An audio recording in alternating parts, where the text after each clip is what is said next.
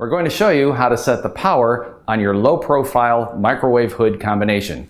To set the power, you press the open button and that will reveal your control panel. You touch the power button and you touch whatever percentage power you want. So that's going to say 50%. You don't have to add the 0, it already does it for you. Touch power again, and then it'll flash the amount of time that you want to set. So for this one, we're going to use 10 minutes. And you shut the microwave door. Press start.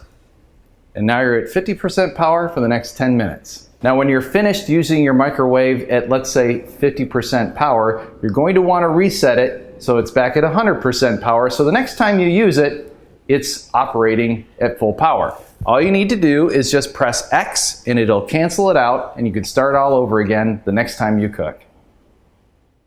Remember to always refer to your use and care guide.